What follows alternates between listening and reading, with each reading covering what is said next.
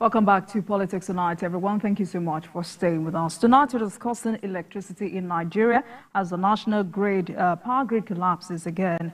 And I've been speaking with the CEO of Sage Communications and Power Sector Policy Analyst, Mr. Bode Fadipe. Mr. Bode Fadipe, thank you so much for staying with us. Now, let's get back to why the national power grid collapses every market day.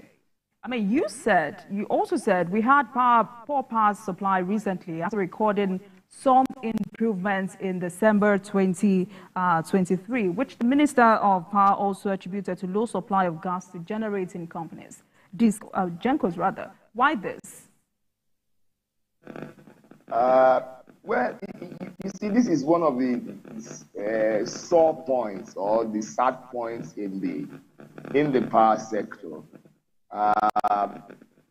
The last grid outage that we had was attributed to the issue of gas, which had been in short supply for some time. I understand it lost over 300 megawatts. Meanwhile, what was in the grid was a bit low. Safle also lost about 20-something megawatts. Now, a combination of ordinarily losing about 300, let's even say 350 megawatts or even 400 megawatts, was not sufficient to throw the the grid into the kind of flux and then eventual the partial collapse that we experienced. But because what we have in the grid is consistently low, any little disturbance, it's like somebody whose immunity is low. Every little sickness pulls the person down and almost takes the person out of life. That's exactly what we are going through. What is available in the grid at any point in time has been consistently low. Look, it's an open secret that we don't have 5,000 megawatts in the grid. It's an open secret. About last year, when we were organizing the 10th year anniversary of the privatization of the sector, one of the greatest revelations was that the market operator had never invoiced electricity up to 4,000 megawatts. In other words, we have never had availability of up to 4,000 megawatts that Nigerians are paying for. We have continued to dance around. When exactly are we going to get? The excuses are the same now and again. Mr. Fadipe, that's the question. What exactly is responsible for this incessant power grid collapse? That's what I'm trying to say. When there is not enough electricity in the grid, any little drop will throw the grid off balance. Now, why do we have a grid outage? At what point in time can we have grid outage? One, when more people are chasing little load, it puts the machines under stress and then they go out. Or when you have more load than what people want to take, the machines work extra. And if they don't respond, they can crash. So those are the two situations where you have grid system outage, whether partial or total. Now, for instance, the last one that happened, gas had been in short supply. Now, if gas is in short supply and we need gas to fire the power stations, it therefore means that we don't have enough power stations to give us load, because the power station people themselves, they will have to pay the gas supplier. And if they don't pay the gas suppliers will not supply them gas. So it's a cyclical argument. We are going around the same thing now and again. And the lack of ability to pay the gas supply people revolves around the issue of insufficiency of liquidity in the sector. So a fundamental problem in the sector is that of liquidity. Liquidity is there because the recovery for electricity is low. That's why I was querying your submission that customers are overexploited. Now, when when the money for electricity is not realized, investors do not invest. So you can see that we can begin to trace the reasons. It's like throwing a piece of stone into the lagoon, and you see the spiral, you see the circles forming until they become invisible. There are a myriad of challenges, but are they insurmountable? I think that is where we have the concern. That must we continue to revolve around the same issue for 10 years? That's what we have been discussing. I mean, tell me, for instance, is there any new story that we are discussing in the power sector? Is there anything new? Is grid collapse happening for the first time? Is shortage of metering happening for the first time? Is the issue of liquidity new to the federal government of this country? Is the issue of metering a novel problem to the power sector? Mr. Fadipe, all of these are not... All of these are not too early, yes, but is it not too early in the year for Nigeria to be witnessing its first national power grid collapse in February?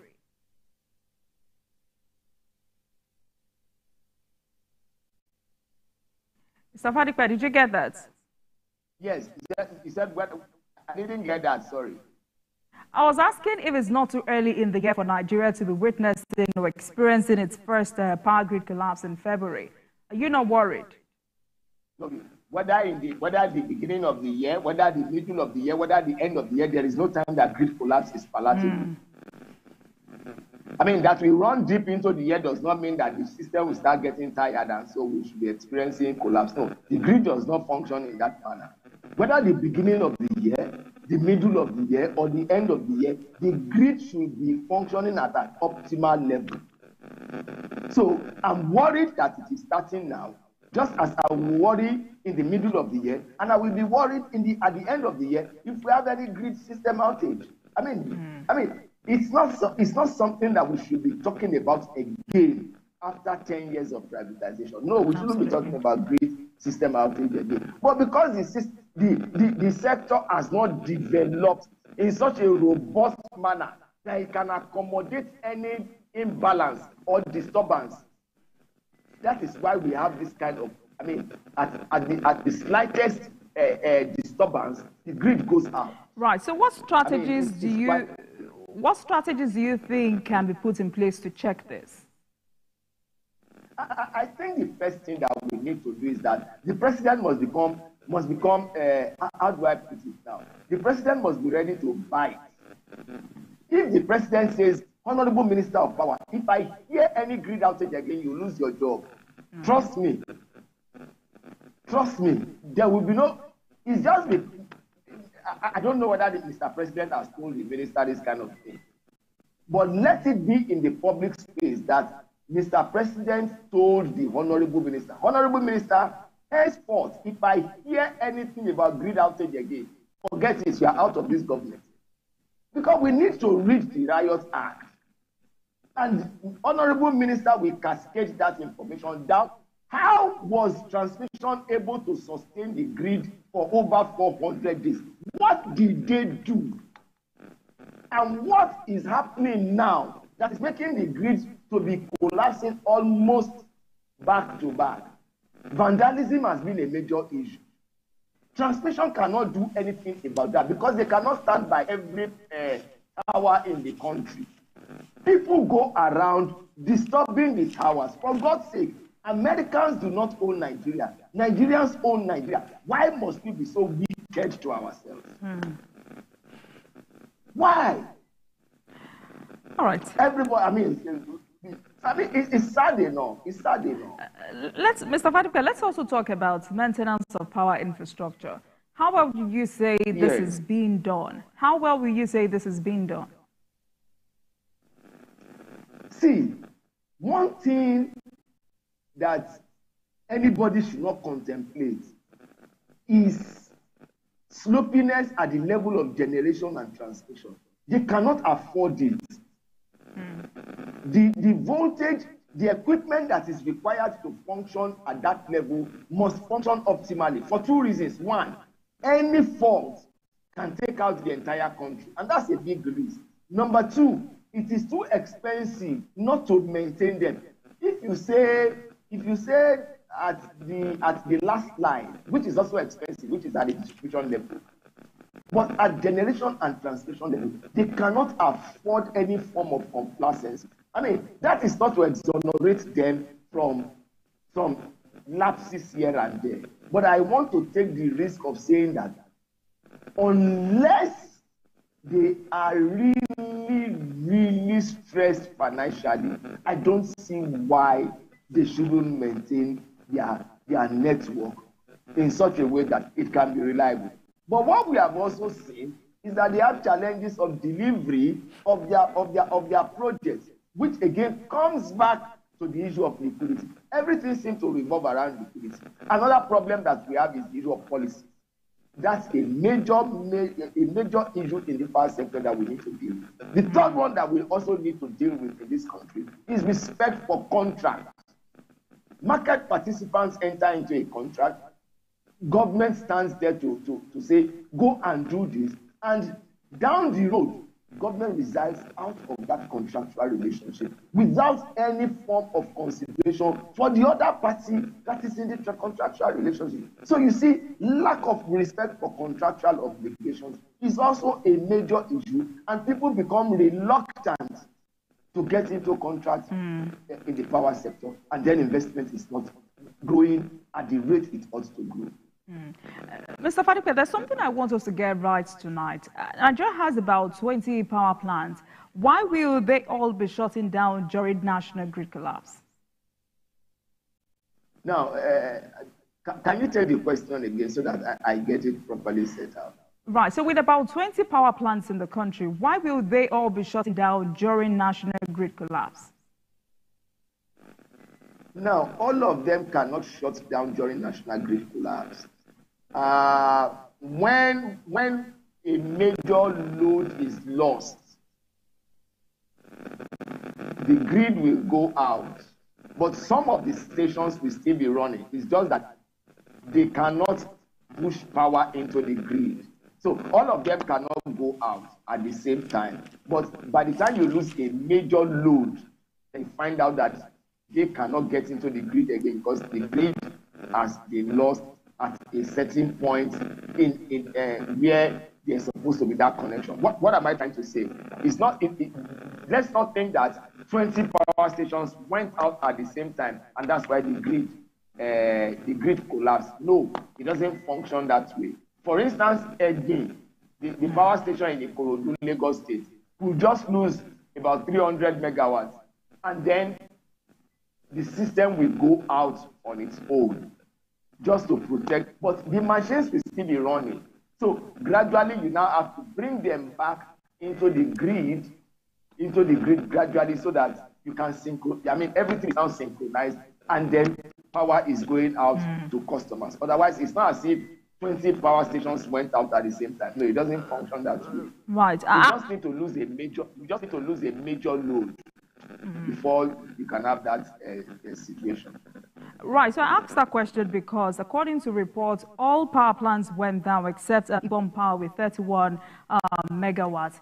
But then let's move on. Nigeria still relies on hydro and gas for power. How is this limiting the country's potential? Now, the limitation there is that our population has grown so much that hydro alone cannot satisfy us. Gas alone cannot satisfy us. So you have a situation where we are coming with solar or alternative solutions to underserved and unserved areas. And that's a very, very critical thing to take note of. We can go to the rural areas. We can go to the villages and the hamlets to set up alternative solutions so that we can free the grid of certain locations that don't need so much power for them to be lighted up. I mean, if you travel certain parts of this country, for instance, the villages are far in between. Now, the thing with electricity is that if you are running on the grid, cable will connect cable, conductor will connect conductor from the power station into your house. But with solar, with alternative solution, I mean, you just go and create your panel. I mean, your farm, your farm for the panels, and then you can supply the local community there without connecting to the grid. And is it not electricity they want? How they get electricity is immaterial. The most important thing is that they have electricity. And solar solution, for instance, in the north, in fact, in the entire country, solar solution is a viable solution. It's a viable solution. So by the time we now add solar solution, and given what is provided for in the Electricity Act, other forms of energy, even fossil fuel, at least we need it for now until we stabilize. The Western nation that is saying that, oh, don't use this, I mean, gold, don't do this, don't do that, pollution and all of those kind of things. They used it to industrialize their economy. Now they are complaining about given the war between Russia and Ukraine, are they not using coal? During the winter, during winter in Europe and other parts of the world, are they not using coal? Why is it that in Africa and in Nigeria we say we should use all sources that are open to us until we are able to stabilize. So for me, we don't have to rely on grid power alone. Any source from which we can get electricity, let's go ahead and use it. And then at the end of the day, we can stabilize and ensure that power is available to us. Right. So still talking about power generation, what level of improvement has it witnessed recently? I think a new power station was connected to the grid, owned by mainstream. I think that's Zungeru also. I also know of the fact that the Honorable Minister of Power is making a commitment to about 20,000 megawatts. Even though people are asking whether that's a political megawatt or megawatts in real, but at least he has made a pronouncement. He has said that there will be 20,000 megawatts. Let's look at what he's able to do. We have not seen anything to disabuse our mind about the doubts that we have about that kind of disposition, because we have, from the days of the late Bola Ige, up to Babatunde Raji Fashola, and even up to the last administration of Muhammadu Buhari, we have always had ministers coming up to say, we will do this, we will do this. But look at it from 1999 during the Obasanjo period till date. What has changed? What has changed? If anything has changed, we won't be at this interview. This interview will not take place. Nothing. It means that if anything has changed, it is insignificant. Otherwise, we can say that basically we are still jumping in one spot. A lot of motion without movement. So let's wait for what Adelabu will do. Adebayo Adelabu, Honorable Minister of Power. Let's wait for how he will turn the sector around. I know that about 3 or 4 days ago, he had a meeting with the gas suppliers over the issue of payment for gas. We are still talking about owing gas people. And I know that during the Obasanjo period, the policy of gas to power was designed and executed. We do a policy, we abandon the policy midway, and we go back to the same problem. It's policy. The people and the policy, they are not aligning. Right. So, Mr. Fadipe, because many analysts regard the distribution leg as the weakest in the power supply chain, what reforms do you think are needed to sanitize that sector? I think one of the things that needs to be done is that government needs to wield the big stick. Look at what NEC did to Kaduna recently. They took over Kaduna, and we must commend NEC for that move. I had the opportunity to see the order of NEC taking over Kaduna district. They did a detailed analysis of every step they took to rescue Kaduna district before they got to the point where they couldn't do anything again, and they had to take. If there is any disco that is not performing, excuse me, go into that disco and take it over.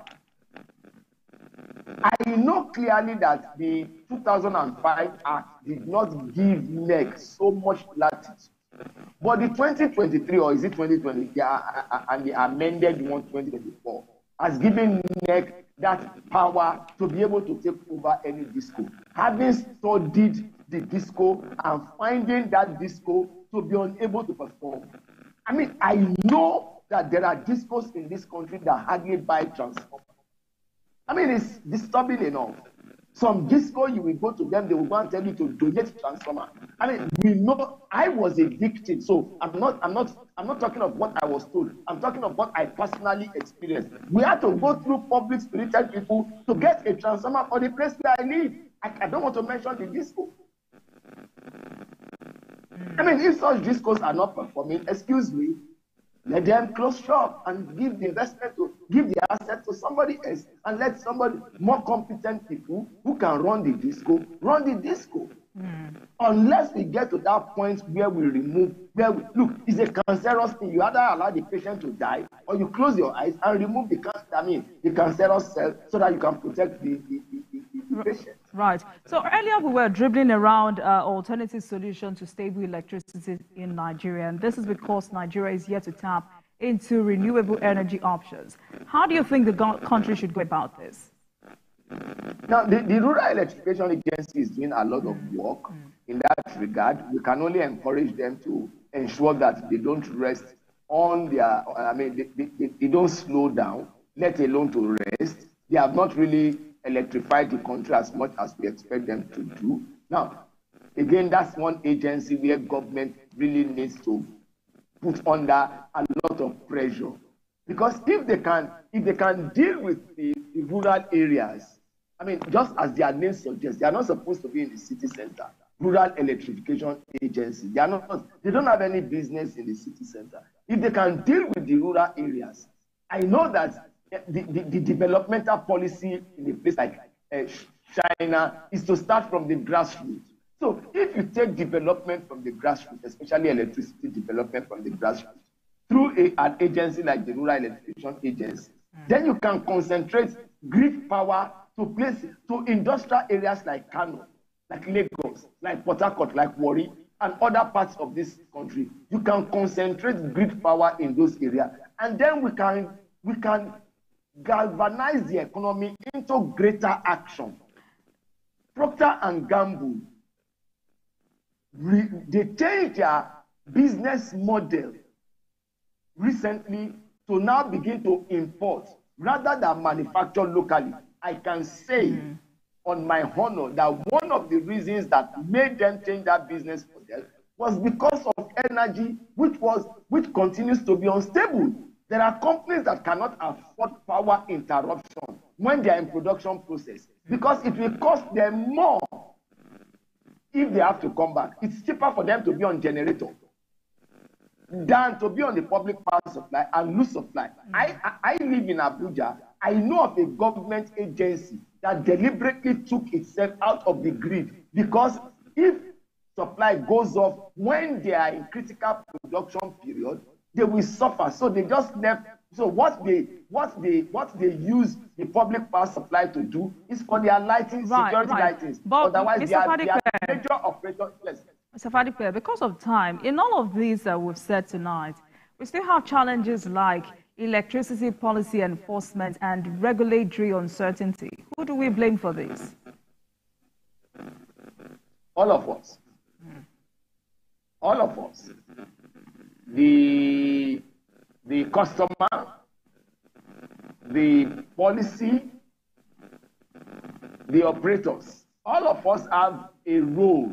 There is a way all of us are contributing. Maybe I should single out the media, but that is not to say the media does not have its own contribution here and there. Because there are times too when we expect the media to educate the more, but you see the kind of headline in the media move the customers away from the reality of the situation. But let's leave that for now. So for me, every Nigerian is contributing to what the power sector is today. Because there are customers who steal. And the customers who steal electricity don't think that is the poor man alone. Those in Maitama, they steal electricity. Those in Asoko, they steal electricity. Those in Ikoyi, they steal electricity in those locations. So that, and what about those who are vandalizing? What about the person that is supposed to implement a policy that is not implementing the policy?